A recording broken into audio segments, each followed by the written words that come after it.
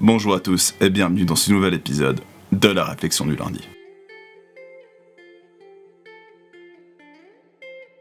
Et aujourd'hui, on va parler coronavirus. Mais pas coronavirus à proprement parler, on va plutôt parler de l'impact sur la société qu'a le coronavirus. Actuellement, tout le monde en parle. Les médias traditionnels, les youtubeurs ou même les sites à but humoristique qui eux ont plus tendance à tourner en ironie les médias qui eux dramatisent le sujet. Alors, je vais pas m'étendre sur le sujet du fait que l'État a annulé certaines manifestations et de l'impact que cela peut avoir, mais plutôt du matraquage médiatique issu du coronavirus. Bien entendu, le coronavirus est là juste à titre d'exemple. J'aurais pu prendre les élections présidentielles ou encore Greta. Pour un peu illustrer mes propos, je vais poser deux questions. Donnez-moi le nom d'un RPG mobile du moment et donnez-moi le nom d'un service de VPN. Alors, même si vous n'êtes pas un gamer et vous ne savez pas vraiment ce qu'est un VPN, vous avez sans doute dit Raid Shadow Legends et NordVPN. Alors là, oui, ces deux compagnies ont fait un coup de génie de marketing énorme. Elles ont ratissé tous les youtubeurs de tout genre et du coup elles ont réussi à atteindre un niveau de awareness juste incroyable.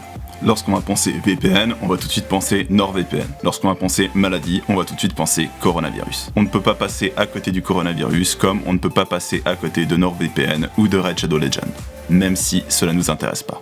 Et donc par ce matraquage médiatique, l'ignorance devient impossible. Pourtant il y a un proverbe qui dit « l'ignorance est la paix de la vie ».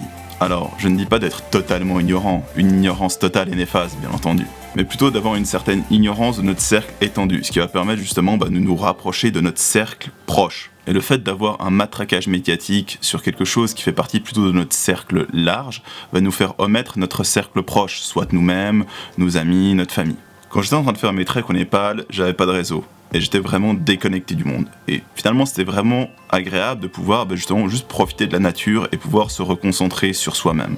On pourrait voir ça un peu comme de la pâte à gâteau. Au centre, c'est nous, puis nos proches, puis nos amis un peu plus éloignés, puis les choses qui nous impactent encore moins. Alors oui, le fait d'étendre cette pâte nous permettrait d'avoir un gâteau plus gros, mais le problème c'est que le fait d'étendre cette pâte ne garantit pas que la farce va tenir dessus. Ce que je veux dire par là, c'est qu'il ne faut pas s'intéresser à des choses qu'on nous dit de nous intéresser. Il ne faut pas s'intéresser à des choses parce que tout le monde en parle. C'est à nous-mêmes de faire nos décisions et de choisir qu'est-ce qu'on a envie de mettre au centre de notre pâte à gâteau, au fait.